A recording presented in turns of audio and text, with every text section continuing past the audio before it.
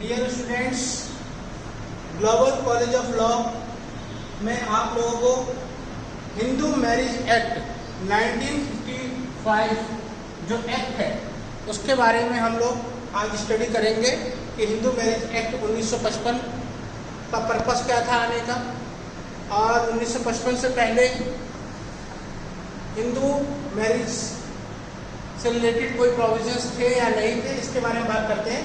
सबसे पहले हम एक्ट का नाम देखेंगे, the Hindu marriage act 1955, act number 25 of 1955। आपको मैं ये बता दूं कि आप जो भी एक्ट देखेंगे वहाँ एक एक्ट नंबर पड़ा होता है, तो जैसे 1, 2 जो भी एक्ट नंबर पड़ा होता है इसके बारे में जानकारी देंगे।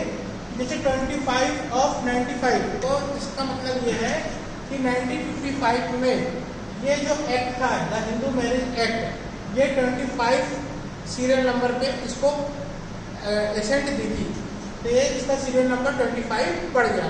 कहने का मतलब 1955 में 24 ऐसे और कानून थे जो कि पास किए गए थे, और उनका सीरियल नंबर जो भी उस सीरियल पे पास हुए होंगे उस सीरियल नंबर उसका पड़ गया होगा। 25 नंबर पे 1955 का हिंदू मैरिज एक्ट जो है पास किया गया, इसलिए 25 नंबर इसको दिया गया।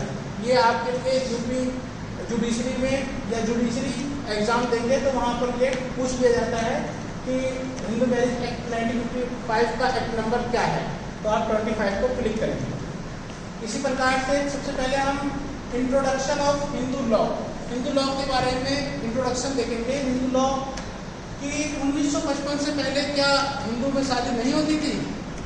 ऐसा नहीं है। हिंदू 1955 से पहले भी हिंदुओं में शादी होती थी, और पहले क्या था कि 1955 से पहले हिंदू में जो शादियाँ थी वो अनेक स्थानों पर अलग अलग अपने रीति रिवाज थे, अलग अलग रूल्स थे, अलग अलग रेगुलेशन थे। कोई एक पर्टिकुलर कोई कानून नहीं था, कोई संहिताबद्ध या कोडिफाइड लॉ नहीं था। तो अलग अलग कानून, अलग अलग नियम होने के कारण क्या कहते हैं, बड़ी प्रॉब्लम हो रही थी। किसी समुदाय में प्रोहिबिटेड रिलेशनशिप में शादी हो जाती थी, किसी समुदाय में सपिंडा में शादी हो जाती थी। तो इन सभी को देखते हुए 1955 के पहले हिंदूज में एक से अधिक शादियाँ हो जाती थी, एक से अधिक पत्नियाँ भी लोग रख लेते थे। तो 1955 के बाद 1955 में एक कानून बनाया गया जिसके द्वारा अब ये बता दिया गया कि अब हिंदू में एक ही शादी होगी, मतलब स्पाउस लिविंग होनी चाहिए, बाइगेमी जिसे हम द्विविवाह विवाह कहते हैं वो नहीं होगा। इस प्रकार से 1955 में कॉडिफाइड कर दिया गया, इसके कानून बना दिए गए कि अब हिंदू मैरिज एक्ट 1955 के तहत गवर्न होगा, और 1955 में किस किस तरीके से क्या क्या प्रोविजंस है वो मैं आपको धीरे धीरे वीडियोज में डालता रहूँगा। तो सबसे पहले हिंदू मैरिज एक्ट 1955 का ऑब्जेक्ट क्या है? हिंदू मैरिज एक्ट 1955 का जो उद्देश्य है वो ये है कि हिंदू मैरिज हिंदू विवाह से संबंधित जो भी विधियाँ हैं जो पहले थी उन सबको समेकित करना, मतलब इकट्ठा करना, कंसोलिडेट करना, और समय समय पर आवश्यकता पड़ने पर उसको अमेंड करना, और साथ ही साथ कोडिफाइड करना, संहिताबद्ध करना। तो तीनों चीज़ों को समाहित करता है, ये कंसोलिडेट करता है, जो इधर उधर पहले फैले हुए थे उनको समेकित करता है, और समय समय पर आवश्यकता पड़ने पर संशोधित करने का भी उद्देश्य है, और इसको संहिताबद्ध करने का भी उद्देश्य है। इसी प्रकार से अब हम देखेंगे section 1, short title and extend. Short title क्या है? शॉर्ट टाइटल यह है कि इसको the Hindu marriage act 1955, Hindu विवाह अधिनियम 1955 कहा जाएगा, ठीक है। और इसका विस्तार संपूर्ण भारत में है, जम्मू एंड कश्मीर पर भी ये लागू होता है। सन 2019 में जम्मू एंड कश्मीर भी अब एप्लीकेबल 2019 के अमेंडमेंट से जम्मू एंड कश्मीर पर भी अब एक्ट एप्लीकेबल होता है। तो सेक्शन 2 में हम देखेंगे कि सेक्शन 2 हमको बताएगा वो इज हिंदू, हिंदू कौन है। तो हिंदू कौन है इसके बारे में हमें जानना होगा कि कौन हिंदू है।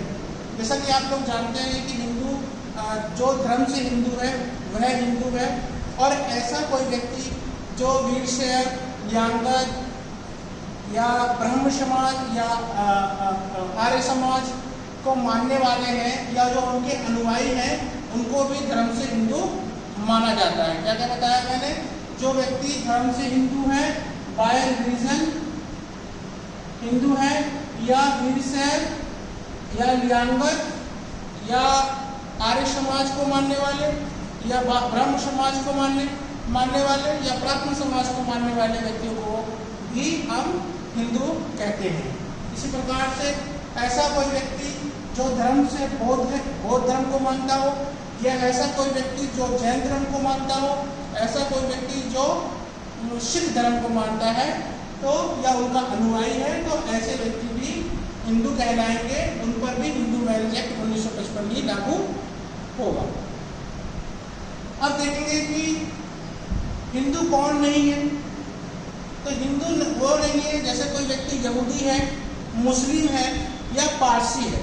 धर्म से मुस्लिम है, धर्म से पारसी है या धर्म से यहूदी है, तो वह व्यक्ति हिंदू नहीं कहलाएंगे, वो व्यक्ति हिंदू नहीं कहलाएंगे। तो हिंदू कौन नहीं है, जो धर्म से पारसी है, मुस्लिम है, यहूदी है, वह हिंदू नहीं है। दूसरी बात ये आता है कि मान लीजिए कि अगर कोई बच्चा है तो उस बच्चे का हम धर्म कैसे तय करेंगे कि ये बच्चा हिंदू है या अन्य धर्म का है। तो अगर उसके माता पिता दोनों धर्म से हिंदू हैं, और तो जाहिर सी बात है कि उसका लालन पालन पोषण भी जो है या उसको जो धर्म का संस्कार दिया गया होगा वो हिंदू का दिया होगा, तो वह धर्म से हिंदू कहलाएगा। ठीक है। इसी प्रकार से अगर माता और पिता में से मान लीजिए पिता मुस्लिम है और माता हिंदू है, तो अगर इन दोनों स्पाउसेस में अगर जो बच्चा हुआ है तो ऐसे बच्चे का हम धर्म कैसे तय करेंगे। तो ये देखा जाएगा कि उसका लालन पालन पोषण या धार्मिक संस्कार उसको किस तरीके के दिए गए हैं। अगर माता ने उसको हिंदू धार्मिक संस्कार दिए हैं तो ऐसे बच्चों को हम हिंदू ही कहेंगे, वो धर्म से हिंदू ही कहलाएगा। ठीक है जी, ये बात समझ में आ गई आपको। और सेक्शन 3 में डेफिनेशन क्लॉज दिया गया है, डेफिनेशन क्लॉज है, और कोई भी एक्ट को पढ़ने से पहले उसमें कुछ डेफिनेशन दी जाती है। उस डेफिनेशन को बहुत ही ध्यान से पढ़ना चाहिए, क्योंकि वो डेफिनेशंस आगे एक्ट में हमें काम आती हैं, आगे एक्ट में हमें काम दिखाई देती हैं। तो इसलिए डेफिनेशन हम पढ़ते हैं कि कस्टम एंड यूजेस क्या होती हैं।